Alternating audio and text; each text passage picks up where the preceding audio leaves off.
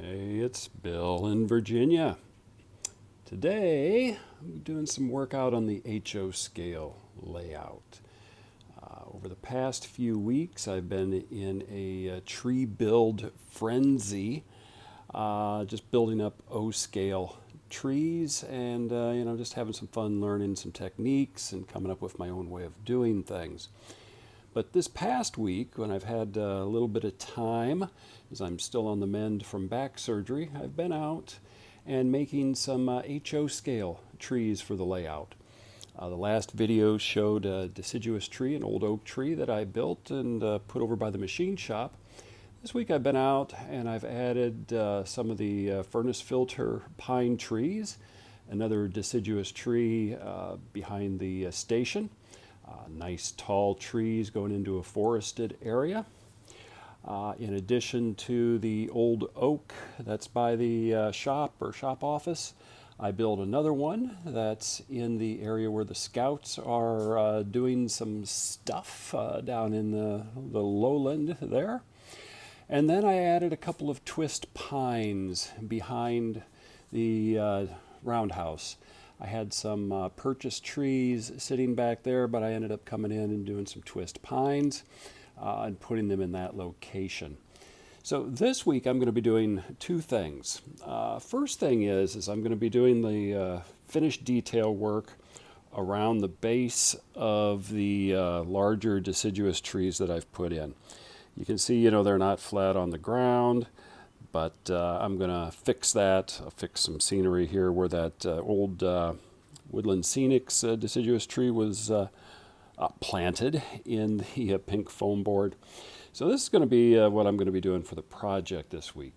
Second thing I'm going to be doing is running trains on the HO scale. But before I run trains on the HO scale layout, I'm going to be using a little bit of material to see if I can get better electrical conductivity on my rails. So while I was in the hospital a couple of weeks ago, I was watching a bunch of YouTube videos, happened across one from Ron's Trains and Things that he had put out for No Ox ID, the A special. Was really engrossed in that particular video and some of the benefits that this grease offers for model railroaders. So I looked it up online, got some literature, seen some other videos and testimonies of modelers that have used it. So what I'm going to do is I am going to do the HO scale layout first. It should be fairly straightforward. I can remove the freight cars. I can put everything on one side, and then I can disconnect in the middle, so I can get easy access. Again, I'm still kind of limited in reach and what I can do, but over a period of a couple of days, I should be able to get the track taken care of according to some of the instructions on the materials and from what I've seen on the video for Ron's Trains and Things. The big HO scale layout is a DC layout. I've got frog juicers on this particular 4x8 piece. I do not have them on that particular 4x8 section. So I'm really interested in how this is going to work. I'm going to give the track a very good cleaning. I'm going to give where the points contact, the rails for power routing. And then I'm going to put this on per recommendations and see how it does. I really don't have much of a dust problem in the garage. The buildings that you see, they've been sitting there for 2 years and there's a little fine coat of dust on it, but nothing thick. So the garage stays fairly clean since I do all of my work outside these days. But I'm going to give that a clean. And then I am going to run some trains, and that will do it for this week's video. A little bit of scenery work, a little bit of track maintenance, and just see how this stuff works on the layout. Then the next week, I'm going to come over to the N scale layout, and I'm going to give it a good clean, and I'm going to do the same thing. The N scale is a DCC layout. Runs really well. The track stays fairly clean, so I'm going to give it a coating of that as well. And just see what we can do. If this works even half as well as what I'm hearing, I'm going to be a happy camper. So let's start doing some scenery work. So the first thing that I'm going to do around this tree is I'm going to lift it just a little bit, as it's got a mounting nail. And in real life, you tend to see big trees like this with the ground mounded up a little bit around them. As the tree grows, the roots push in, displace soil, kind of crowns it underneath the tree. And that's what I'm going to recreate here with this one. Is I'm going to lift the tree a little bit, then I'm going to come in. Let's see if I can do it right now. I'm going to come in, put some dilute white glue underneath, and I'm going to build it up to kind of make it where it's sitting on a little bit of raised ground. I'm going to use a variety of sand, Woodland Scenics products, just to kind of get it up there. That's going to be the first thing that I do. All right, basic ground cover is in. Now I just need to let it dry. Can kind of go down and you can see how I've got it a little bit raised around the base. Once everything is dry, I will sweep the roots, and I do have the light on the iPhone so we can see underneath the tree. But this one, pretty much done.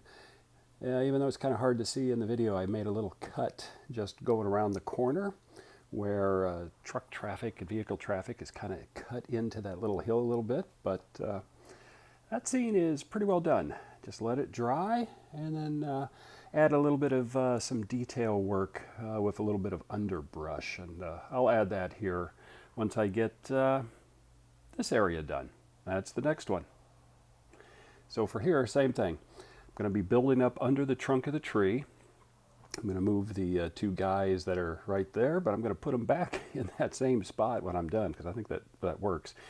And then I'm going to be hiding that little bit of carve work that I did a long time ago. So let's see how this one turns out. All right, about 15 minutes later, and I have that tree in place. You can still see the glue is wet. So just like over here, I'm going to let the glue dry, and I'm going to come back in and do a little bit more detail work on it.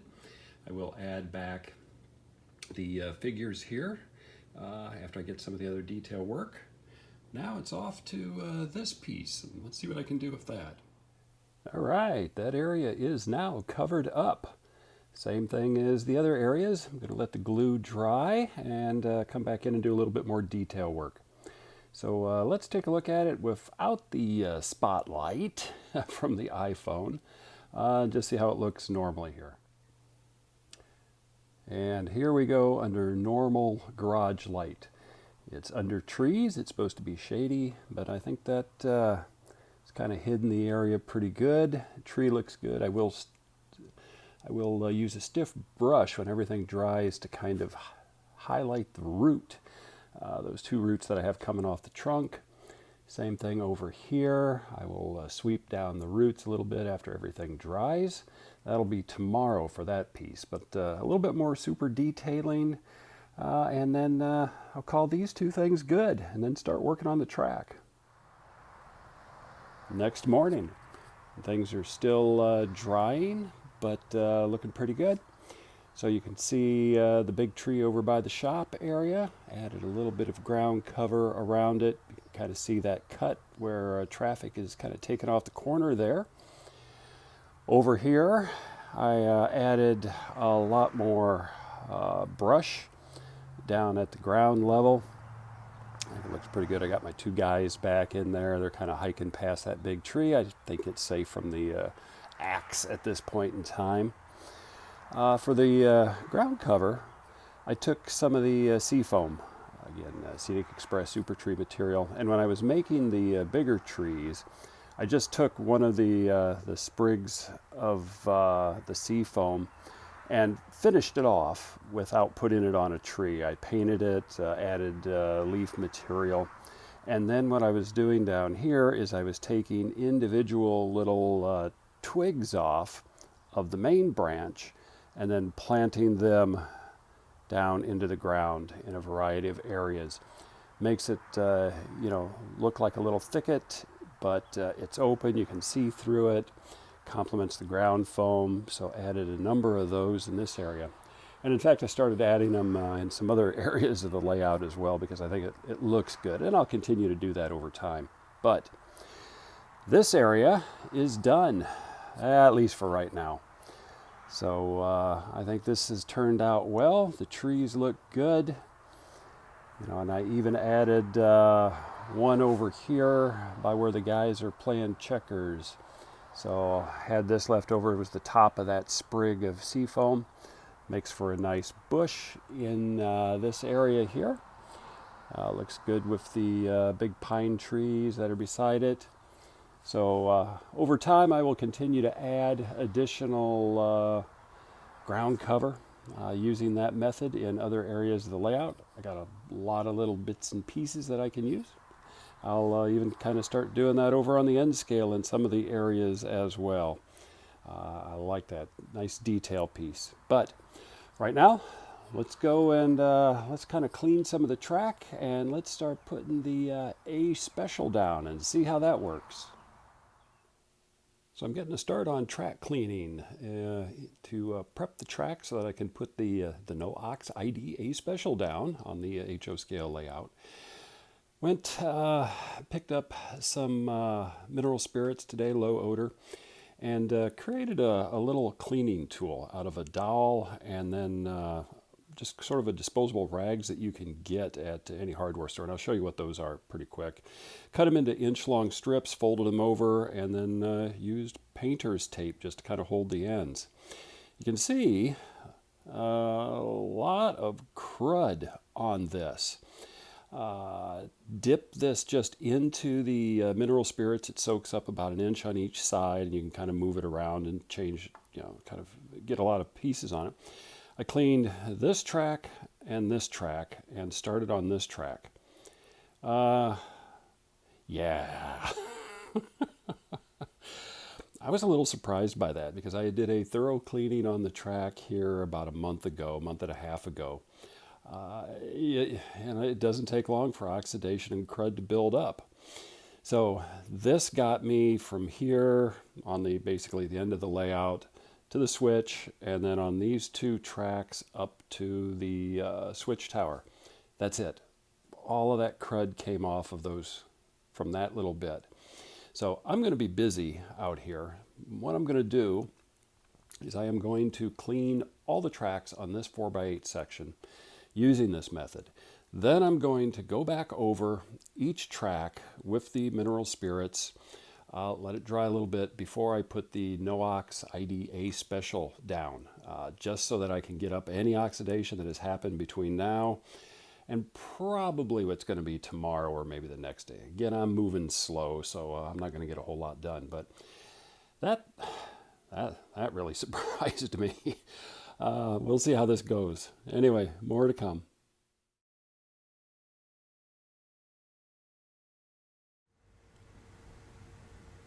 And the no-ox ID A special has been applied to all of the tracks. I've followed the instructions that I saw on Ron's Trains and Things. Everything's been wiped down, engines have been running on this, but let's move this engine here. So my layout is DC.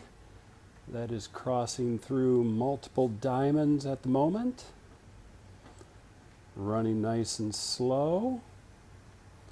Going into a siding. So right now I am happy.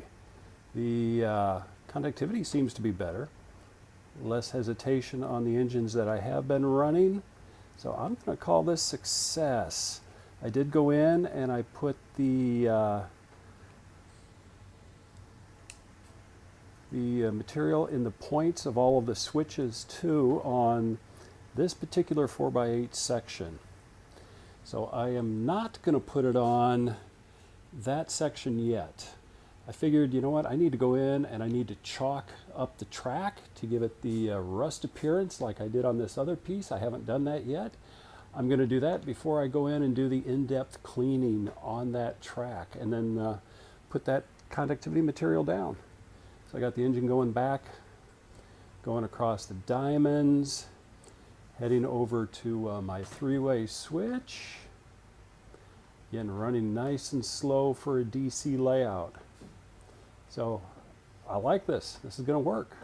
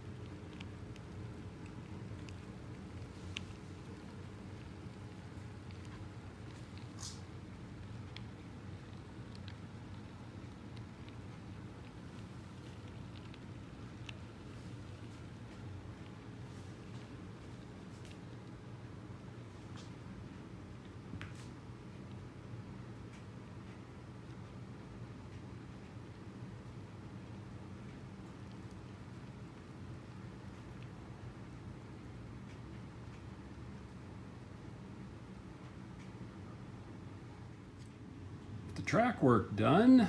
The switcher is bringing cars back into the industrial area.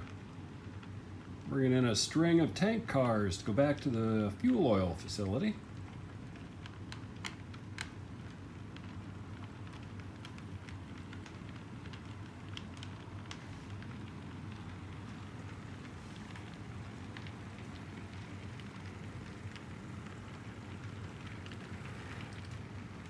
I'm going to stop here and make a cut and run some in.